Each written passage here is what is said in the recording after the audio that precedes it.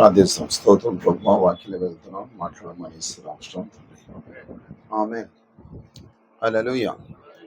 ఇంతకుముందు బ్రదర్ చెప్పిండు, విత్తనము చెట్టై ఫలించాలని. హల్లెలూయా. దేవుడు అదే విత్తనం మీద మనం తీసుకొని పోవుగాక.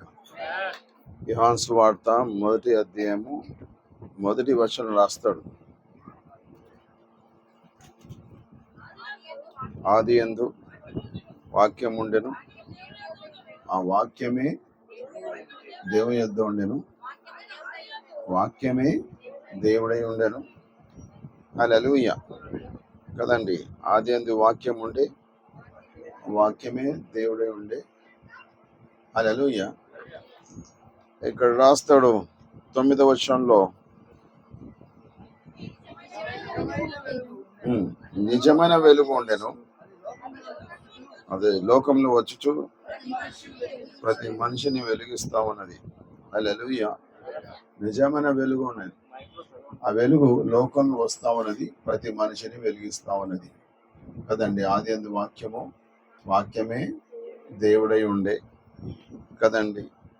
ఇక్కడ రాస్తాడు 14వ వచనంలో, ఆ వాక్యము శరీరం కృపా సత్య సంపూర్ణ మన మధ్యలో నివసించాను. హల్లెలూయా. ఆ వాక్యమే ఏం వేసుకొని మనం మనుషుల మధ్యలోకి వచ్చిందంట, శరీరం వేసుకొని మనుషుల మధ్యలో వచ్చినట్టు చూస్తున్నాం. అంటే దేవుడే శరీరం వేసుకొని మనుషుల మధ్యలో వచ్చిండు. హల్లెలూయా. ఆయన్ని వెలుగుగా వచ్చిండు, ప్రతి మనిషిని వెలిగిస్తూ వస్తున్నాడు.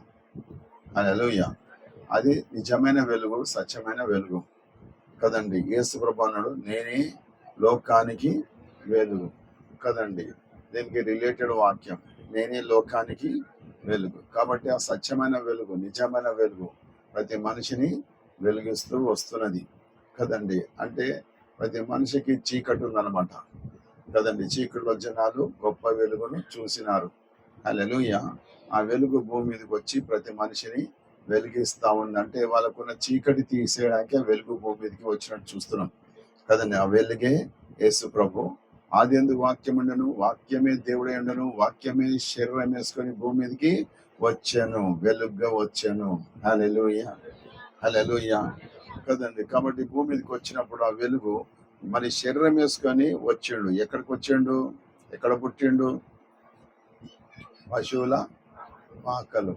హల్లెలూయా కదండి. అని పాత నిబంధన లేఖనానుసారంగా ఆయన మరి ఆ బెత్లెహేం అని ఎవరు పట్టించుకొని ప్రాంతంలో జన్మెత్తడని పాత నిబంధనలు రాస్తున్నది. హల్లెలూయా కదండి. ఆ వాక్యాలు నెరవేరినాయి. అది పక్కా యేసు ప్రభు గురించే రాస్తా ఉన్నాడు. హల్లెలూయా కదండి. ఎందుకు వచ్చినంటే ప్రతి మనిషిని వెలిగించడానికి భూమి మీదకి ఆయన వచ్చాడు. ప్రతి మనిషిని వెలిగిస్తూనే ఉన్నది ఆ వెలుగు. హల్లెలూయా కదండి. ఈ భూమి మీద జన్మెత్తినప్పుడు మత్తయి గలతీ 3:16 రాస్తా ఉంటాడు. గలతీ 3:16 రాస్తా ఉంటాడు.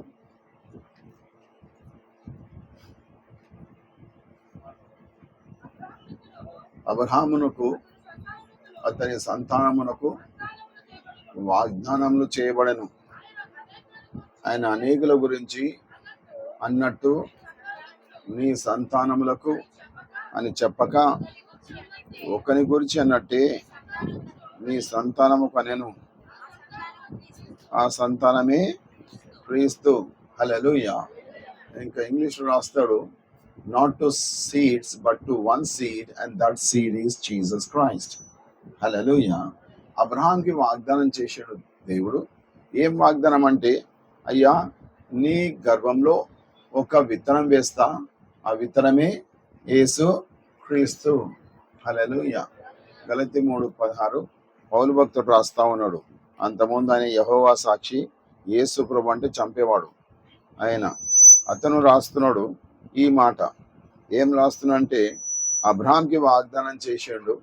ఆ వాగ్దానం ఏంటంటే, నీ గర్భంలో ఒక విత్తనం వేస్తా, ఆ విత్తనమే యేసు క్రీస్తు. తెలుగులో సంతానం రాస్తుంది, ఇంగ్లీష్లో విత్తనం రాస్తుంది. బ్రదర్ విత్తనం గురించి చెప్పిండుగా నేను చెప్తున్నది. హల్లెలూయా కదండి. అదే విత్తనం మీద వెళ్దాం మనం కదండి. హల్లెలూయా. కాబట్టి విత్తనము కదండి. హల్లెలూయా. ప్రతి మనిషి ఒక విత్తనమే తల్లి గర్భంలో.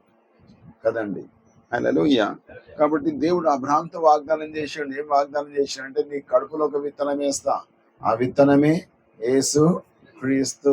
హల్లెలూయా. ఆది అందు వాక్యం ఉండను, వాక్యం దేవుడై ఉండను, వాక్యమే శరీరం వేసుకొని భూమి మీదకి వచ్చాను.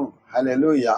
ఎందుకు వచ్చినంటే చీకట్లో జనాల్ని వెలిగించడానికి ఆ సత్యమైన వెలుగు భూమి మీదకి వచ్చిండు, శరీరం వేసుకుని వచ్చిండు. ఆ విత్తనమే యేసు క్రీస్తు. ఈ విత్తనం ఫస్ట్ ఎవరు వేసుకున్నారంటే అబ్రహాం సారాయి వేసుకున్నట్టు చూస్తున్నాం. ఇక్కడ రోమా పత్రికలో చూస్తే అబ్రహాము వయసు ఉడికిపోయింది, సారా గర్భము చనిపోయింది, ద డెడ్ వూంబ్ అని రోమా పత్రికలో చూస్తాం మనం. హల్లెలూయా. అంటే అబ్రహాంకు వయసు ఉడికిపోయింది. అబ్రహాంలో శరీర విత్తనం లేదా? ఉన్నది. ఎందుకంటే ఇష్మాయిల్ పుట్టినట్టు చూస్తున్నాం కదండి. శరీర విత్తనం అది గొడ్డోడేం కాదు కదండి. హల్లెలూయా. ఇక్కడ అదే గలతీ 4వ అధ్యాయంలో చూస్తాం. ఇక్కడ గలతీ 4వ అధ్యాయంలో 22వ వచనం రాస్తాడు, దాసి వలన స్వతంత్ర వలన ఒకడు ఇద్దరు కుమారులు అబ్రహాంకు కలిగను. హల్లెలూయా. అబ్రహాంకి ఒక కుమారుడు కాదు, ఇద్దరు కుమారులు. ఒకడు దాసి వలన పుట్టిండు, ఒకడు స్వతంత్ర వలనగా పుట్టిండు. హల్లెలూయా. కదండి. అబ్రహాంకి ఇద్దరు కుమారులు, ఒకడు ఇష్మాయేలు, ఒకడు ఇస్సాకు కదండి. ఇక్కడ చూస్తాం 23వ వచనంలో, చదవండి. ఆయనను దాసి వలన పుట్టినవాడు బస్ శరీర విత్తనం. హల్లెలూయా. దాసి వలన పుట్టినవాడు ఏ విత్తనము?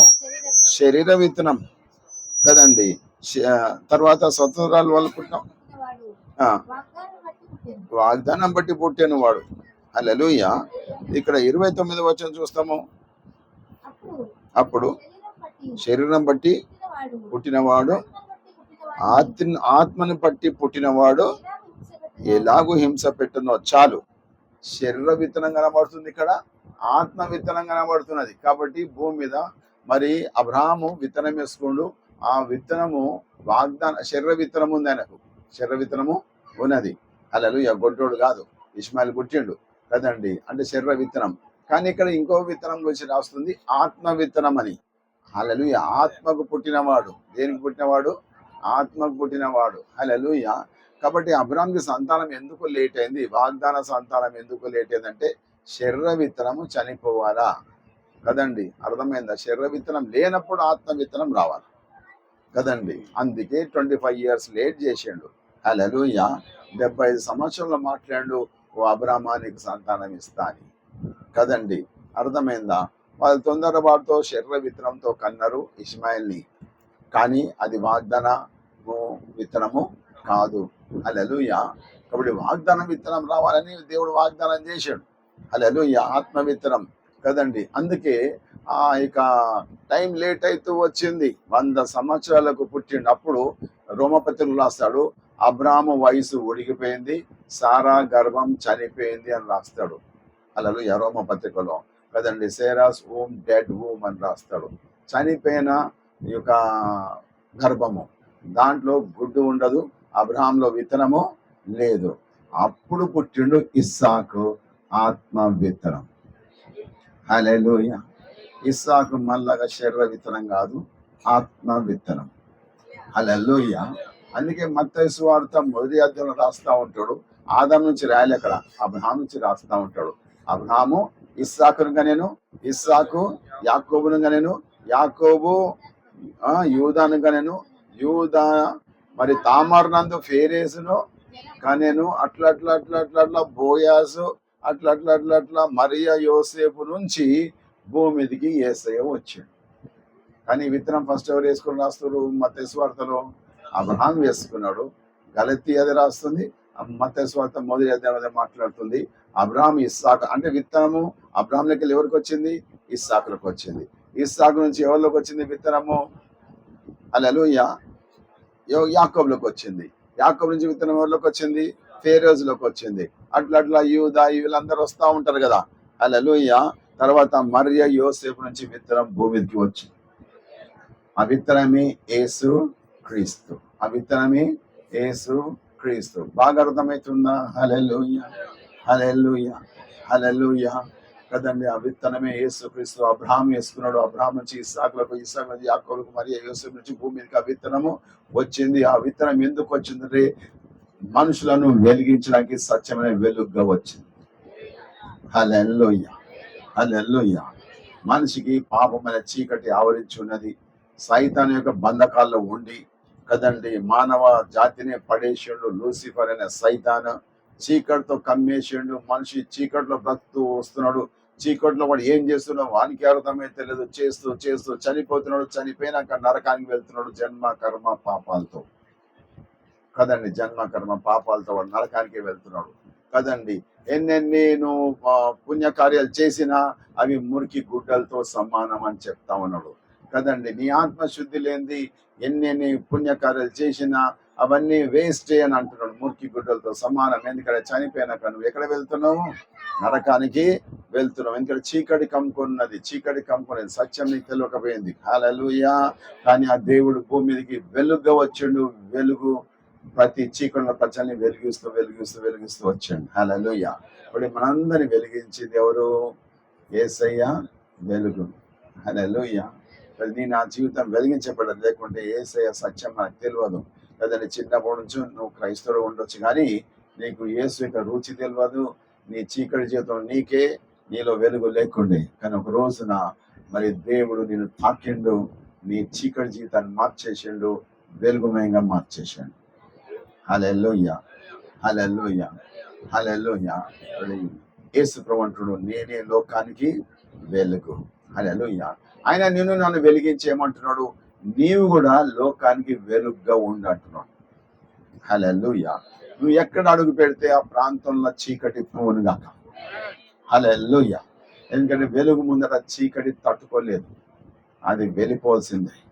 హల్లెలూయా కదండి. ఇక్కడ రాస్తున్నది గలతీలో ఈ శరీరానికి పుట్టిన విత్తనం ఆత్మకు పుట్టిన విత్తనాన్ని హింస పెట్టిందంట. ఏం పెట్టింది? హింస పెట్టింది కదండి. శరీరానికి పుట్టిన విత్తనం ఆత్మకు పుట్టిన విత్తనం ఏం పెట్టింది? హింస పెట్టింది. హల్లెలూయా. అట్టనే ఈ లోకస్తులందరూ కలిసి ఆ రోజున యేసు ప్రభుని సిలువకు వేశారు. హింస. అర్థమవుతుందా? హల్లెలూయా కదండి. యేసు ప్రభు భూమి మీద జన్మెత్తిండు ప్రతి మనిషినిలో వెలిగించడానికి కదండి. మనుషులకు రక్షణ కావాలని ఇందాక బ్రదర్ చెప్పాడు. హల్లెలూయా. ఆయన పుట్టిండు లోక రక్షకుడుగా. ఏమి ఇవ్వడానికి? రక్షణ ఇవ్వడానికి. ఇప్పుడు ఈ క్రిస్మస్ వచ్చింది, నిత్య జీవం తెచ్చింది. ఏం తెచ్చింది? నిత్య జీవం తెచ్చింది. హల్లెలూయా. ఒకరోజు యేసు ప్రభు భూమి మీద జన్మెత్తకపోతే, క్రిస్మస్ ఉండకపోతే మనకు నిత్య జీవం ఉండకపోతుండే కదా. ఒకడు సర్వలోకాన్ని సంపాదించుకున్నాడు, వాని ప్రాణాన్ని నరకానికి పొడగొట్టుకున్నంట. ఏమి లాభం అట్టు? సర్వలోకం సంపాదించుకున్నాడు, బంగారం ఇండ్లు అంతా బంగారమే, బంగారం వల్లంతా ఇల్లంతా బంగారమే. కానీ మన ఆత్మని ఎక్కడ పొడగొట్టుకున్నాడు? నరకానికి పొడగొట్టుకున్నాడు. ఏమి లాభం అంటున్నాడు కదండి. ఒకడు ఏమి సంపాదించుకోలే. లాజరు చనిపోయిండు కానీ పరదైస్లో ఉన్నాడు. హల్లెలూయా కదండి. అబ్రహాముడిలో ఉన్నాడు, ఆ స్వర్గాన్ని సంపాదించుకున్నాడు. ఏది మంచిది? ధనవంతుడు అంత సంపాదించుకున్నాడు కానీ మన ఆత్మని నరకానికి పొడగొట్టుకున్నాడు కదండి. ఏమి లాభం అంటున్నాడు. కానీ లాజర్ చనిపోయాడు, ఏమి భూమి మీద సంపాదించుకోలే, నిత్య జీవాన్ని సంపాదించుకున్నాడు. అంటే దరిద్రులు నిత్య జీవాన్ని సంపాదించుకుంటారు, ధనవంతులు సంపాదించుకోరా? కాదు కాదు. లాజర్ చనిపోయి అబ్రహాం ఒడిలో ఉన్నాడు. అబ్రహాం ధనవంతుడా పేదోడా? ధనవంతుడు. హల్లెలూయా. ఆ స్వర్గం అనేది, ఆ పరలోకం అనేది ధనవంతులు ఉంటారు, దరిద్రులు ఉంటారు, కానీ నిత్య జీవులు ఉంటారు. హల్లెలూయా. రక్షింపబడ్డవారు. హల్లెలూయా కదండి. నరకంలో కూడా ధనవంతులు ఉంటారు, దరిద్రులు ఉంటారు, పాపంలో ఉన్న వ్యక్తులు. కాబట్టి నరకానికి పోకుండా ఉండాలని అందరికి ఆలోచన, పాత నిబంధనలు ఆలోచన ఉండి వాళ్ళు ఏం చేసేవారంటే గొర్రెల్ని బలిచ్చేవారు. గొర్రె రక్త ప్రోక్షణ ద్వారా మా పాపాలు పోతే అని అనుకునేవారు అని గొర్రెల్ని బలిచ్చేవారు. కానీ సంవత్సరం పండగ రాగానే వాళ్ళు ఒక గొర్రెను పట్టుకొని వధిస్తుండే. వాళ్ళ కుటుంబ పాపాలు పోవాలా, వాళ్ళ యొక్క యాజకుని పాపాలు కూడా పోవాలని గొర్రెని సంవత్సరం వధిస్తుండే. సరే, ఈ సంవత్సరం గొర్రెని వధించినము, మన పాపాలు పోయినాయి అనుకుంటే మళ్ళా వచ్చే సంవత్సరము మళ్ళా పండగ రాగానే మళ్ళా గొర్రెని ఎందుకు పట్టాలా? ఒకసారి చెప్పొచ్చు కదా, పోయినసారి కోసేసిన గొర్రెని బలి ఇచ్చిన, ఆ రక్త ప్రోక్షణ చేసిన, అయిపోయింది, నా పాపాలు పోయినాయి, నా శని పోయింది అని అనొచ్చు కదా. మళ్ళా సంవత్సరం కల్లా మళ్ళా గొర్రె ఎందుకు వధించాలా అంటే దాని అర్థము గొర్రె రక్తము మనిషి పాపాన్ని తీస్తలేదు, మనిషి శని కూడా తీయలేకపోతున్నది. మనిషి పాపము శని పోవాలంటే మానవ రక్తమే కావాలి. ఎందుకంటే పాపం చేసింది మనిషా గొర్రెనా? మనిషి కదండి. కాబట్టి మనిషి రక్తమే కావాలా, మానవుని రక్తం కావాలా. సరే, ఎవరైనా మంచి మానవుడు ఉంటే వాని బలి ఇస్తామంటే ప్రతి మనిషికి జన్మ పాపం అనేది ఉన్నది. కాబట్టి వానికి పాప రక్తమే ఉంటుంది. పాప రక్తం ద్వారా పాపం ఎట్లా పోతుంది? పోదు కదా. కదండి, పవిత్రం రక్తం కావాలా, పరిశుద్ధమైన రక్తం కావాలా. కాబట్టి లోకంలో ఒక్క మనిషి కూడా పరిశుద్ధంగా పవిత్రంగా లేడే. కాబట్టి ఆ దేవుడే ఆలోచించి ఈ గొర్రె రక్తం ద్వారా మనిషి పాపం పోతలేదు, మానవ రక్తం కావాలా, కానీ పరిశుద్ధమైన రక్తం కావాలా అని ఆ దేవుడు ఆలోచించి ప్రవక్తల ద్వారా ముందే చెప్పించి ఆ పరమాత్మనే భూమి మీద జన్మ ఎత్తుతాడు నరుడుగా. అప్పుడు నరుని బలి రక్తం ఉంటది, అంటే పరమాత్మని బలి రక్తం ఉంటది. హల్లెలూయా. పరమాత్మని బలి రక్తం ద్వారా మన పాపాలు పోతాయి, ఎందుకంటే పరిశుద్ధమైన రక్తం. హల్లెలూయా, హల్లెలూయా, హల్లెలూయా. అన్నంటే ఆ దేవుడైన పరమాత్మ భూమి మీద నరుడుగా జన్మెత్తి కదండి, జన్మెత్తి హల్లెలూయా శిలువ మీద బలి అయి తన పరిశుద్ధమైన రక్తాన్ని కార్చి, ఆ రక్తములో శక్తి ఉన్నది. ఆ రక్తము ప్రతి మనిషి పాపాన్ని కడిగేస్తూ కడిగేస్తూ కడిగేస్తూ వస్తున్నది. హల్లెలూయా, హల్లెలూయా, హల్లెలూయా. నీ పాపాలు కడగబడాలంటే, నువ్వు స్వర్గానికి వెళ్ళాలంటే ఒక చిన్న ప్రార్థన చాలు. ఏం ప్రార్థన అంటే, ఆ రక్తం మీద విశ్వాసం పెట్టి, ఓ పరమాత్మ, నా కొరకు నీ రక్తాన్ని కార్చినావు, పరిశుద్ధమైన రక్తాన్ని కార్చినావు, ఆ రక్తం ద్వారా నా పాపాలు కడిగేయండి, నన్ను నీ బిడ్డగా చేర్చుకో. హల్లెలూయా. ఆ యొక్క స్వర్గాన్ని నాకు ప్రసాదించు అని ఒక చిన్న ప్రార్థన నువ్వు చేస్తే నీ పాపాలని కడగబడతాయి. తప్పకుండా ఏదో ఒక రోజున ఈ లోకాన్ని విడిచినప్పుడు మనం స్వర్గంలో ఉంటాం, కానీ నరకానికి మాత్రము పోము. హల్లెలూయా. ముఖ్యమైనది స్వర్గమా నరకమా, ఇది మన ఆలోచనలో పెట్టుకోవాలి. హల్లెలూయా. భూమి మీద ఏ రకంగా జీవిస్తుండొచ్చు, గొప్పనుగా పేదోనుగా ఏదో రకంగా ఉంటుండొచ్చు కదండి. నీ సంపాదన బట్టి నీ స్థితి స్టేటస్ ఉంటది, కానీ చనిపోయినాక ఎక్కడ నీ జీవితం ఎక్కడ? స్వర్గమా నరకమా, ఇది ఆలోచించాలి. హల్లెలూయా. స్వర్గం పోవాలంటే, పరలోకం పోవాలంటే నా పాపాలు యేసు రక్తము కడిగిస్తుంది, నేను పరిశుద్ధపరుస్తున్నది. హల్లెలూయా. ఆ పరలోకానికి వెళ్తాం. హల్లెలూయా. కాబట్టి యేసు ప్రభు యొక్క శిలువ బలియాగం ద్వారా ఆ పని జరిగింది. అందుకే భూమి మీద నరుడుగా జన్మెత్తిండు కదండి. ఆ విత్తనంలో శక్తి ఉన్నది. ఏమి శక్తి అంటే, విత్తనంలో రక్తం ఉన్నది. ఆ రక్తం యొక్క శక్తితో మన పాపాలు పోతున్నాయి. అంతేకాదు, ఆయన పొందిన దెబ్బల చేత మనకు స్వస్థత కలుగుతున్నది. హల్లెలూయా. ఆయన పొందిన దెబ్బల చేత మనకు స్వస్థత కలుగుతున్నది. అంతేకాకుండా మన వ్యసనాలు పోతే అని రాస్తా ఉంటాడు యెషయా గ్రంథంలో. హల్లెలూయా. వ్యసనాలు అంటే నీ సమస్యలు కదండి. ఆ చీకటి శక్తులు అనే సైతాన్ శక్తులు, దుష్ట శక్తులు మనుషులని పాపంలో పడిస్తున్నాయి. అంతేకాదు రకరకాల ఇబ్బందుల్లో పెడతా ఉన్నాయి కదండి. ఈ రోజుల్లో డబ్బు ఉండొచ్చు అందరి దగ్గర, కానీ భయంకరమైన సమస్యలతో ఉన్నారు. కుటుంబ వ్యవస్థ బాగులేదు. అర్థమైందా? ప్రేమలు లేవు, ప్రేమలు చల్లారిపోయినాయి.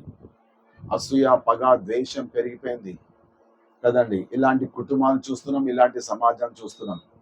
ఇదంతా సమాజాన్ని, మనుషులను పాడు చేసేది ఎవరు?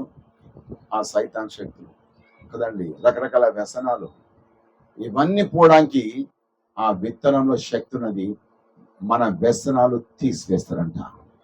ఆయన పొందిన దెబ్బల చేత మనకు స్వస్థత కలుగుతున్నది, మన వ్యసనాలు తీసివేస్తున్నాడు.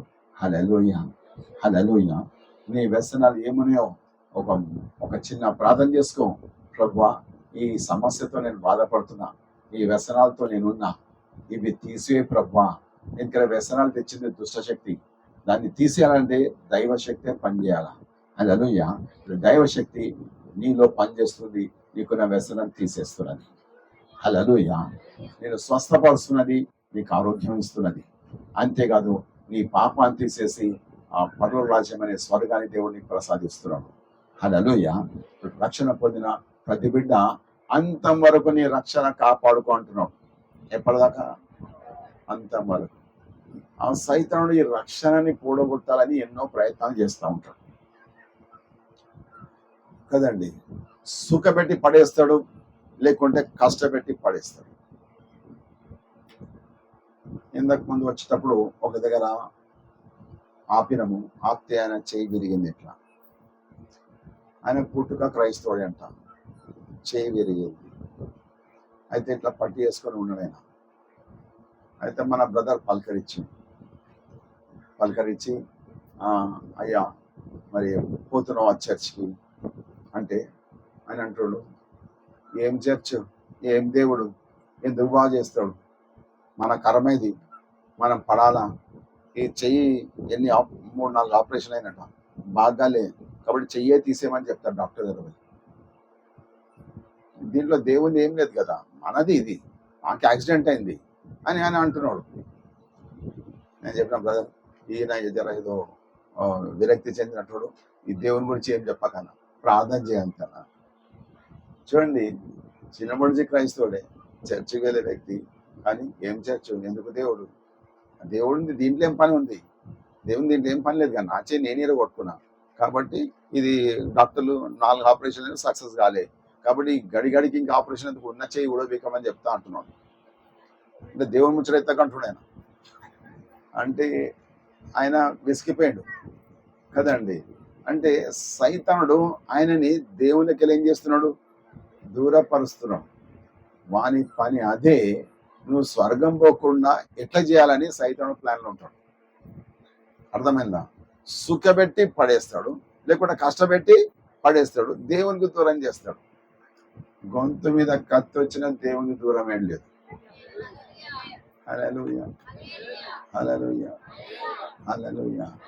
ఎందుకంటే అక్కడ రాస్తాడు, ఇంతకు ముందు చూసినాం కదా గలతీ 4వ అధ్యాయంలో, శరీరానికి పుట్టిన విత్తనము ఆత్మ పుట్టిన విత్తనం హింస పెడుతుందంట. అర్థమైందా? శరీరానికి పుట్టిన విత్తనము ఆత్మ పుట్టిన విత్తనాన్ని హింస పెడుతున్నది. ఇప్పుడు సైతానుడు హింసిస్తాడు కదండి, ఏదో రకంగా కదండి. దేవునికి ఎట్లా దూరం చేయాలా, రకరకాల ప్లాన్లు వేస్తున్నాడు. వేసి ఎట్లా దేవునికి దూరం చేయాలా అనే ఆలోచన. ఏదో మనం మామూలు మనుషులు మాట్లాడుకుంటున్నాం అనుకుంటున్నాం, కానీ లోకంలో పెద్ద పెద్ద రాజులు ఇలాంటి పద్ధతిలో నడుస్తూ ఉన్నారు.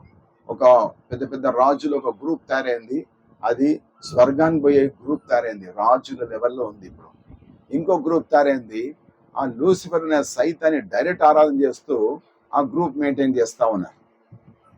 క్రీస్తు విరోధ శక్తులు హై లెవెల్లో నడుస్తున్నది. అర్థమవుతుందా? కాబట్టి యేసయ్య రాకడ అది త్వరలో ఉన్నది, చివరి దినాలు ఉన్నాం మనం కదండి. అన్ని తెలుస్తున్నాయి, భయంకర దినాలు బైబిల్లోనే నెరవేరిపోయినాయి. ఇప్పుడు యేసయ్య రాకడ దగ్గరైంది. సైతాన్ ప్లాన్ ఏంటంటే పరలోక రాజ్యం పోకుండా ఎంతమందిని వెనకకు లాగాలని వారి ప్రయత్నం బలంగా జరుగుతున్నది. ఏదో రకంగా కానీ వాడు ఎన్ని ప్రయత్నాలు చేసినా నువ్వు దేవునికి దూరంగా లేదు. హల్లెలూయా. ఖచ్చితంగా గట్టిగా దేవుళ్ళు ఉందాం. హల్లెలూయా. చివరి దినాలకు వచ్చినాం మనం. ఈ చివరి దినాల్లో ఎక్కడ చూసినా హింసలే జరుగుతున్నాయి, భయంకరంగా ఉన్నాయి. నేను అన్ని ప్రాంతాలు తిరుగుతూ ఉంటా, రకరకాల భయంకరమైన హింసలు. సరే, మీరందరూ ప్రార్థన చేయండి, దేవుడు కార్యం చేయాలా. ఏం కార్యం చేయాలంటే, మనం ఇక్కడ హ్యాపీ క్రిస్మస్ చెప్పుకుంటున్నాం, కానీ చాలా ప్రాంతాల్లో చెప్పుకోలేరు, ఇట్లా చేసుకోలేరు. అలాంటి ప్రాంతాలు భయంకరంగా ఉన్నాయి, భయంకర హింసలకు గురవుతున్నారు. దేవుడు వాళ్ళకందరికీ కాపుదలు ఇచ్చింది కదా. హల్లెలూయా. ఇలాంటి కాపుదలంటే దేవదూతనే దిగాలిగా. ఇప్పుడు మనుషులు సేవ చేయొద్దు, దేవదూతలే సేవ చేయాలి. మనం ప్రార్థన చేస్తాం. దేవా మేము సేవకులం చేస్తున్నాము, కానీ కష్టంగా పోతున్నది బండి, కాబట్టి మీ దూతలు దించుదేమని అడుగుతాం. దూతలు దిగితే పని జరుగుతుంది. 2 రకాల దూతలు ఉన్నాయి. ఒకటి మిఖాయేలు దూత సైన్యం, ఇంకోటి గాబ్రియల్ దూత సైన్యం. గాబ్రియల్ దూత సైన్యం మరి ప్రజల్ని బాగు చేస్తూ వస్తూ ఉంటారు. ఆ మిఖాయేలు దూత సైన్యం ఈ చీకటి శక్తులు ఉన్నాయి కదా మధ్యాకాశంలో, వాటిని బంధిస్తూ ఉంటారు. ఎందుకంటే దానియేలు విషయంలో చూస్తాం మనం కదండి, మరి దేవునికి ఆశీర్వాదాలు రాకుండా అడ్డుపరిచినాయంట. ఎవరెవరు అడ్డుపరిచినంట? మాదియా పారసిక రాజులు. ఈ రాజులు మధ్యాకాశానికి ఎట్లా పోతారు? పోలేరు కదా. అంటే రాజుల మీద ఉన్న దుష్ట శక్తులు ఆడున్నాయి, అర్థమవుతుందా? అవి అడ్డంగిస్తున్నాయి కదండి. వాటిని త్రోసివేయడానికి మిఖాయేలు దూత సైన్యం దిగారు. కాబట్టి మధ్యాకాశంలో దేవుడు కార్యం చేయాలి. హల్లెలూయా. ఇప్పుడు మిఖాయేలు దూత సైన్యాలు దిగాల, గాబ్రియల్ దూత సైన్యాలు భూమి దిగి కదండి. అప్పుడు దిగిరు కదా. యోసేపు చెప్పండి, యోసేపు ఏం మాట్లాడుతున్నావు, ఆమె విడనాడుతావు, వినాడు లేదు, చలో ఎత్తుకపోనాం. హల్లెలూయా. నోరు మూసుకొని తీసుకుపోయాడు. ఎవరు? ఈ యోసేపు సారు కదండి. ఎందుకంటే మనుషులు చెప్తే వినేటోడు కాదు కదండి. ఇంకా స్పెషల్ గా ఆలోచించుడు, రహస్యంగా విడనాడతా అని. రహస్యంగా విడనాడతా, ఈ ఆమె పేరు ఎందుకు ఖరాబ్ చేయాలా, ఈమె బిడ్డ నీతిమంతుడని కదండి. రహస్యంగా విడనాడతా అంటే పైకి వెళ్ళి దేవుడు చక్రం చెప్తాడు. హల్లెలూయా కదండి. గాబ్రియల్తో దిగండి, ఏం మాట్లాడుతున్నావు, ఈ రహస్యంగా నడవదు, గమ్మున తీసుకుపోవడం. హల్లెలూయా కదండి. దేవదూతలు దిగితే పని జరుగుతాయి. హల్లెలూయా. లోతు విషయంలో కదండి, అక్కడ అబ్రాహాం దగ్గర 3 వచ్చినారు. దాంట్లో కానీ దేవుడు చూడండి, 2 చాప్టర్స్ కలిసి ఉంటాయి. యాక్చువల్లీ చాప్టర్ పెద్దగా ఉందని చెప్పి విడదీశాడు. అయితే 3 వచ్చినారు. ఎవరి దగ్గరికి? అబ్రాహాం దగ్గరికి.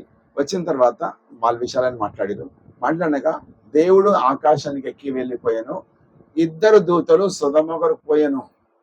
కాబట్టి దేవుడు 2 దూతలను క్లియర్గా ఉందా? హల్లెలూయా కదండి. దేవుడు ఒక్కడే కదండి. దేవుడు ఒక్కడే. హల్లెలూయా కదండి. అయితే 2 దూతలు ఎక్కడికి వచ్చారు? సొదొమకు వచ్చారు. సొదొమకు మనకు వచ్చి చూస్తా ఉన్నారంట. హల్లెలూయా. చూస్తా ఉంటే అక్కడ దుష్టులు ఉన్నారు. ఆ దుష్టులు వచ్చి లోతు మీద పడ్డారు. లోతు, చలో వారిని బయటికి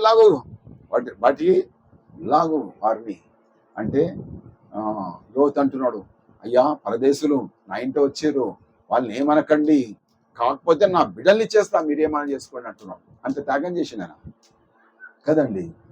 ఇక వాళ్ళు వింటలేరు, మాకు వాళ్ళే కావాలా అని లోతుతో పోరాడుతున్నారు. అప్పుడు దేవదూతలు బయటికి వచ్చి ఆ లోతును కుటుంబాన్ని లోపలేసి ఒక్కసారి కళ్ళతో ఇట్లా చూశారు. హల్లెలూయా. వారి కళ్ళలో పవర్ ఉన్నది. ఆ పవర్ వాళ్ళకి తాకింది. ఇక తౌలాడడం మొదలు పెట్టిరంట.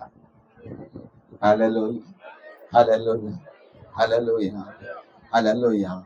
ఆ దేవదూతల పవర్ సేవకుల్లో ఉండును గాక, వారి కళ్ళలో ఉండును గాక. అబ్రహమాను కళ్ళతో చూడు, నేను ఇస్తానాడు, నువ్వు నడువు, నేను నీకు ఇస్తానాడు. హల్లెలూయా. ఎక్కడ దాకా చూస్తావో నీదే. దేవదూతల కళ్ళలో శక్తి అబ్రహాం కళ్ళలో ఉన్నది. హల్లెలూయా. అదే పవర్ దేవుడు నీలో పెడుతున్నాడు. జనాలను బాగు చేయడానికి ప్రతి వ్యక్తి సేవ చేయనుగాక. హల్లెలూయా. జనాల్లో సమస్యలు పోవడానికి, వాళ్ళ కష్టాలు పోవడానికి, వాళ్ళ వ్యసనాలు పోవడానికి హల్లెలూయా ఆ దైవికమైన శక్తి నీలో దేవుడు పెడుతున్నాడు.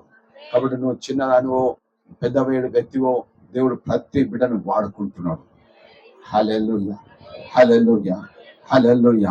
అడుగని దేవదూతల సొదొమ గొమొర్రా పట్టణంలో దేవదూతలు చెరే వాళ్ళ కళ్ళ పవర్ నా కళ్ళలో పెట్టుకోవా. హల్లెలూయా. నేను ప్రజలను చూస్తే రక్షణ పొందాలంటే హల్లెలూయా. అది తప్పకుండా దేవుడు కార్యం చేస్తాడు. ఇవి లాస్ట్ డేస్, చివరి దినాలు. ఎందుకంటే శరీరానికి పుట్టిన విత్తనము ఆత్మకు పుట్టిన విత్తనాన్ని హింస పెడతా ఉన్నది. అర్థమైందా? హింస పెట్టని కానీ దేవుని సేవ జరగాలన్నా జరగద్దా? జరగాల. హల్లెలూయా. జరగాలంటే దేవుని యొక్క పవర్ నీలో నిండును గాక. నువ్వు ఒక పవర్ క్యాప్సిల్ క్యాప్సిల్ తెలుసా? మందు, క్యాప్సిల్ బిల్ల, క్యాప్సిల్లో మందు వేస్తారు కదండి. ఆ క్యాప్సిల్ మింగినాం అనుకో, చూస్తే క్యాప్సిల్ చప్పమని పోతుంది లోపలికి, కానీ లోపల పోయినాక పని చేస్తారు. హల్లెలూయా. ఏ అవయంలో ఏ రోగం ఉందో దాన్ని తీసి పడేస్తారు. ఆ power capsule, God's power capsule నీవే. హల్లెలూయా, హల్లెలూయా. అందరూ చిన్నవారు ఉండొచ్చు, పెద్దవాళ్ళు, విశ్వాసం ఉండొచ్చు, నువ్వు పవర్ క్యాప్సిల్ కొండును కాక. హల్లెలూయా, హల్లెలూయా. కదండి, అక్కడ రాస్తా ఉంటాడు ఏంది, అబ్రాహాము విత్తనం వేసుకున్నాడు, ఆ విత్తనం ఇస్సాకులకు, ఇస్సాకు నుంచి యాకోబులకు, యాకోబు నుంచి అట్లా మరియ యోసేపులకు వెళ్ళి భూమి మీదకి ఆ విత్తనము వచ్చినట్టు చూస్తున్నాం. హల్లెలూయా. ఆ విత్తనం భూమి మీదకి వచ్చిన తర్వాత ఆ విత్తనము భూమిలో పడి, చనిపోయి భూమిలో పడి తిరిగి లేచినాక ఆ విత్తనం చెట్టు అయింది. ఫలాలే ఫలాలు, విత్తనాలే విత్తనాలు. హల్లెలూయా, హల్లెలూయా, హల్లెలూయా. ఇంకా అబ్రాహాంకి ఇచ్చిన వాగ్దానము, ఓ అబ్రాహ్మ, నువ్వు అనేక దేశాలకు తండ్రి అగుదువు. అనేక దేశాలకు తండ్రి, అనేక దేశాలకు తండ్రి. హల్లెలూయా, హల్లెలూయా. కాబట్టి అబ్రాహాము అనేక దేశాలకు తండ్రి కాడానికి విత్తనం వేసుకోండు. ఆ తండ్రి అనే విత్తనం భూమి మీద పడ్డది, చెట్టు అయింది. ఆ విత్తనాలు మస్తు వస్తాయి, ఆ విత్తనాలన్నీ తండ్రులే. హల్లెలూయా, హల్లెలూయా. ఇప్పుడు జనాలు నీ దగ్గరకు వచ్చుదురు గాక, నాకు ఒక తండ్రి ఉన్నాడు, నాకు ఒక తల్లి ఉన్నది, ఇక్కడ వీరికి నా బాధలు చెప్పుకుంటే వాళ్ళు ప్రార్థన చేస్తారు, మా సమస్యలు తీరుతాయి. హల్లెలూయా, హల్లెలూయా. ఇప్పుడు ఫాదర్స్ లవ్, మదర్స్ లవ్ దేవుని బిడ్డలు లోకానికి ఇచ్చును గాక. హల్లెలూయా. ఎందుకంటే ఆ విత్తనంలో పవర్ ఉన్నది. హల్లెలూయా. ఆ విత్తనం భూమి మీద పడి చనిపోయి తిరిగి లేచినాక చెట్టు అయిన తర్వాత, హల్లెలూయా, కదండి, ఆ విత్తనం 12 మందిలో పడ్డది కదండి. యూదా పోతే పౌలు వచ్చేసింది అక్కడికి. హల్లెలూయా, హల్లెలూయా. 12 మందిలో విత్తనం పడితే ఈ విత్తనం మళ్ళా ఫలించింది, లోకమంతా పోయింది. హల్లెలూయా. 12 మందిలో నుంచి ఆ విత్తనము మరి యెరూషలేములో పడ్డది. యెరూషలేములో అయినాక యూదాలో పడ్డది ఆ విత్తనం. యూదాలో అయినాక సమరయలో పడ్డది ఆ విత్తనం. సమరయాల నుంచి బూది గంతల వరకు మరిపడే బంగ్లా దాకా వచ్చింది. అందరిలో ఆ విత్తనం పడ్డది.